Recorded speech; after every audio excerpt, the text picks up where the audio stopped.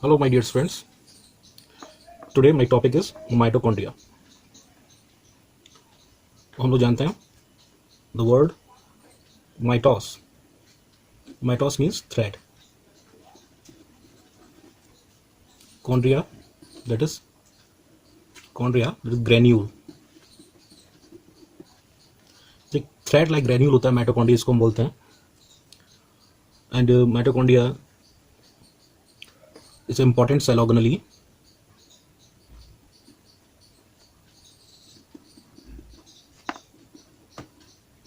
Or it is the second largest cell organelle.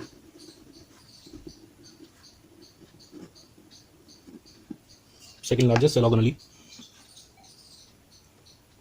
Mitochondria was discovered by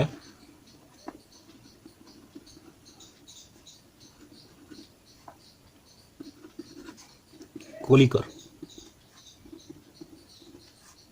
in striated muscle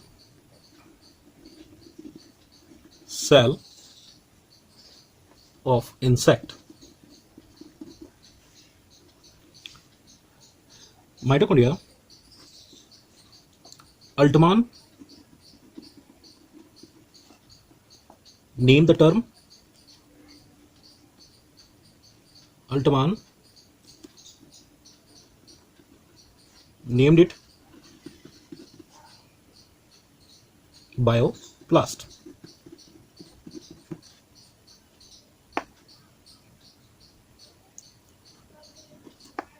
mitochondria term, जो शब्द है mitochondria, term given bye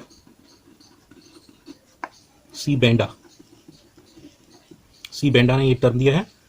तो ये हमें starting जो scientist है उनको पता होना चाहिए कि discovered by Kolliker.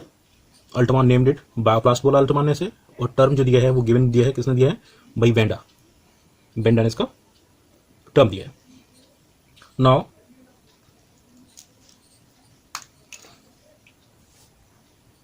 The structure.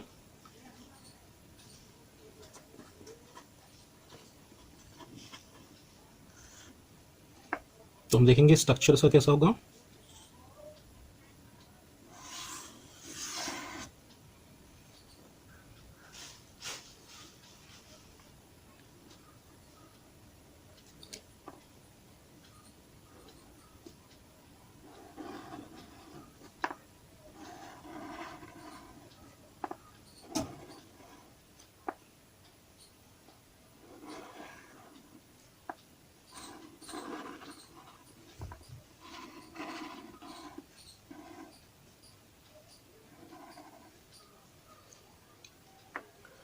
The structure, it is double membranous.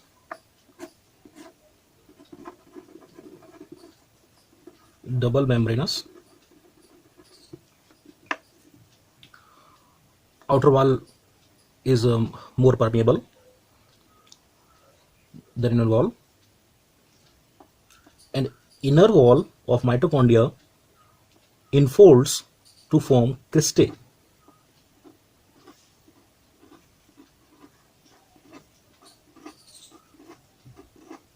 Inner wall form cristae.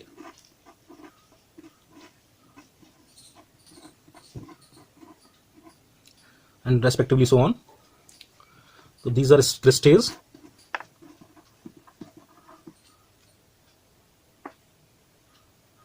And outer wall, the space between the outer wall and the inner wall is called, this space is called intermembranous space.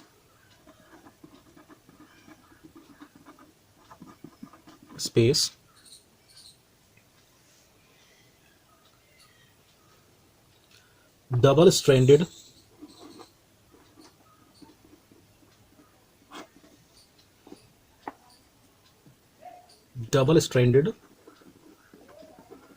circular DNA without stone and interons with high GC content, with high GC base pair content is present in the DNA of mitochondria.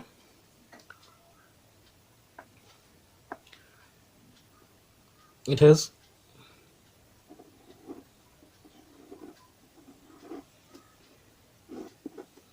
70S type of ribosome, but in case of mammal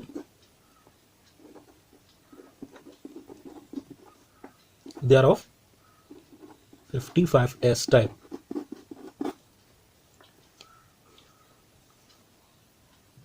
And these on the cristae, F1 particles or elementary particles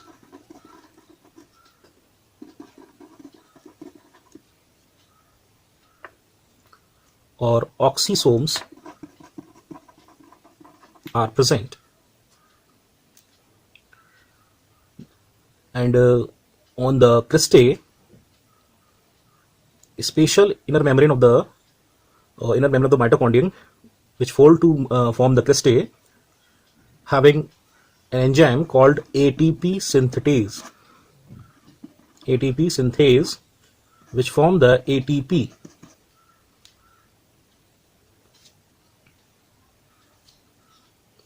And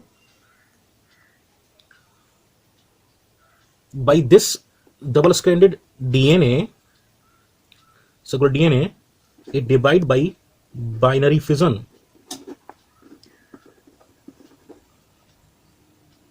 It divide by binary fission.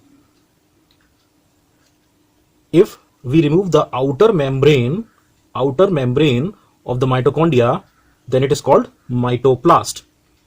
Outer membrane को अगर हम remove करेंगे तो केवल उसे हम क्या बोलेंगे, माइटोप्लास्ट बोलेंगे. And it have on the cristae wall, inner wall of the mitochondrion, having its own respiratory enzymes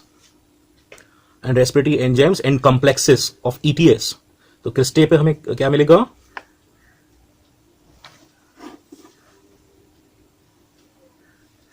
ETS, electron transport system के लिए यहाँ ETS के लिए चेन होगा. And this is called matrix of mitochondria. Matrix, और matrix में हम क्या बोलते हैं, क्या चलता है, Krebs cycle. Krebs cycle, TCA cycle और सिट्रिक एसिड साइकिल जो होती है मैट्रिक्स के अंदर चलती है, माइटोकॉन्ड्रिया के अंदर. और आप जो देख रहे हैं, इसके अलावा इसके सबसे जो इंपॉर्टेंट फंक्शंस हैं वो मैं आपसे डिस्कस करने वाला हूं. एंड आपको याद रखना है कि जितने ज्यादा नंबर में, वो हम बोल सकते हैं जितना ज्यादा नंबर होगा माइटोकॉन्ड्रियल क्रिस्टेज का, उतना ज्यादा इसकी रेस्पिरेटरी एक्टिविटी होगी, फिजियोलॉजिकली एक्टिविटी बहुत अच्छा से होगा और ज्यादा से ज्यादा एटीपी बनाएगा. तो इसलिए हम बोल सकते हैं कि ज्यादा से ज्यादा एटीपी बनाने के लिए क्रिस्टे का होना बहुत जरूरी है. अगर क्रिस्टे नहीं होंगे तो ये एटीपी नहीं बना सकता है. नेक्स्ट जो इसके हमें सारे जो इंपॉर्टेंट फंक्शंस हैं वो देखने हैं, बट हमें इतना पता होना चाहिए कि number of mitochondria depend on the physiological activity of cell. For example, in flight muscle cell,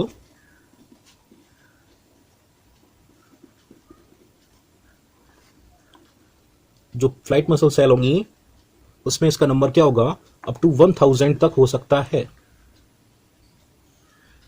ऐसे ही इन अमीबा, that is काओस, इसका नंबर 4000 तक देखा जाता है इन वन सेल. तो in one cell more than one mitochondria is reporting, either it is depend on the physiological activity of a particular cell कि वो किस जगह पर है. इन लिवर सेल और hepatocytes its number is approx 1 to 2000 per cell.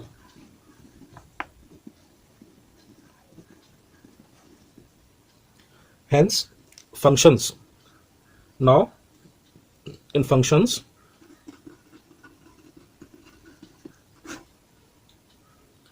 In functions,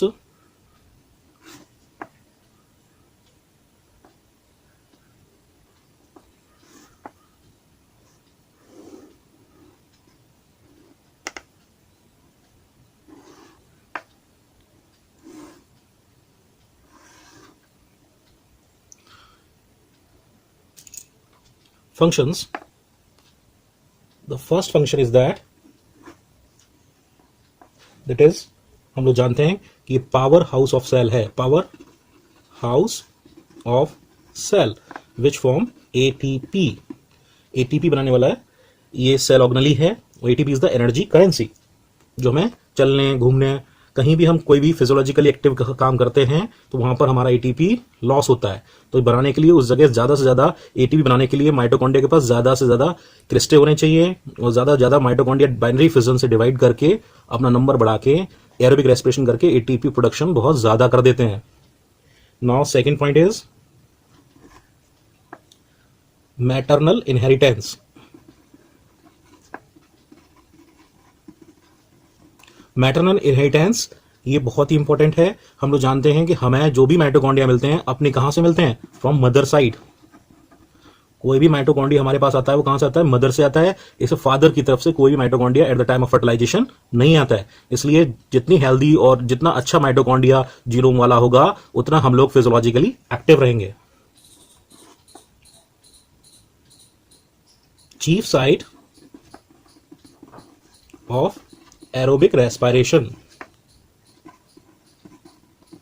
हम लोग जानते हैं ग्लूकोज का जब ऑक्सीडेशन होता है तो केवल एरोबिक जो साइट है, जो ऑक्सीजन यूज करते हैं वो केवल उन सभी ऑर्गेनिज्म के पास क्या होगा, माइटोकॉन्ड्रिया होगा। Next that is semi autonomous cell organelle just like as chloroplast, क्योंकि इसके पास हैविंग इट्स ओन डीएनए, इनके पास खुद का डीएनए मॉलिक्यूल है जिस वजह से ये बाइंडिंग फ्यूजन कर सकते हैं। और हमने बताया था कि इसमें हाफ जो वर्क होगा, हाफ प्रोटीन कौन बनाएगा, जो माइटोकॉन्ड्रियल डीएनए होगा, और हाफ प्रोटीन किससे बनवाएगा, जो न्यूक्लियर डीएनए है, जिस सेल के अंदर माइटोकॉन्ड्रिया है वो अपना जो हाफ प्रोटीन है वो न्यूक्लियर डीएनए से बनवाएगा, और बाकी हाफ खुद से बना सकता है। Cell within cell, because ये खुद से डिवाइड कर रही है और सेल के अंदर अपना नंबर पर सेल में इतना ज्यादा बढ़ा सकती है। इसलिए ये क्या है, सेल के अंदर एक सेल है, सेल विद इन सेल, और इसीलिए ये सपोर्ट करती है एंडो सिम्बायोटिक ऑरिजिन। जो एंडो सिम्बायोटिक ऑरिजिन है वो बताता है कि जो भी माइटोकॉन्ड्रिया हैं वो डेवलप हुए प्रोकैरियोट से, बैक्टीरिया से डेवलप होकर उन्होंने यूकैरियोट्स के अंदर रहना सीख लिया by the process of symbiosis. Next divides by, मैंने बताया आपको किससे करते हैं, जैसे प्रोकैरियोट्स करते हैं बाइनरी फ्यूजन करके। इसके अलावा ये इलेक्ट्रॉन ट्रांसपोर्ट सिस्टम में काम करते हैं। इसके अलावा ये कौन सा काम करते हैं, क्रैब साइकिल मैंने आपको बताया है, क्रैब साइकिल से एटीपी फॉर्मेशन और CO2 रिलीज करते हैं ये। नेक्स्ट आपको याद रखना है ये most active and busy cell organelle हैं। तो most active and busy cell organelle भी कौन है, ये माइटोकॉन्ड्रिया ही होते हैं। ये हमें बहुत अच्छे से याद रखना है। It also helps in vitellogenesis and actively participate in apoptosis, that is programmed cell death, which occurred during a cell is dysfunction, then it goes to the programmed cell death, that is apoptosis. तो ये हमने देखा सारे power of the cell, maternal inheritance करता है, chief site of aerobic respiration है, और semi autonomous cell organelle, cell within cell, endosymbiotic origin support कर रहा है, बाइंडिंग फ्यूजन कर रहा है, इलेक्ट्रॉन ट्रांसपोर्ट सिस्टम इसके अंदर हो रहा है। कहां पर होता है, इनर माइटोकॉन्ड्रियल मेम्ब्रेन में। क्रैब साइकिल कहां होती है, मैट्रिक्स ऑफ माइटोकॉन्ड्रिया में। एटीपी कहां प्रोड्यूस होते हैं, मैट्रिक्स। एटीपी प्रोडक्शन जो होता है, एटीपी का प्रोडक्शन मैट्रिक्स ऑफ माइटोकॉन्ड्रिया। तो आप लोगों ने देखा कि सारे फंक्शंस ये यहां पे हमने देखे कि कैसे माइटोकॉन्ड्रिया अपना रेगुलर काम कर रहा है, और माइटोकॉन्ड्रिया के पास इसके खुद के डीएनए पॉलीमरेजेस और आरएनए पॉलीमरेजेस भी होते हैं, जिससे ये अपनी खुद से प्रोटीन अंदर सिंथेसाइज कर सकता है। It is also sensitive to antibiotics. जो भी एंटीबायोटिक है, chloramphenicol, antibiotic sensitive to antibiotic, that is chloramphenicol.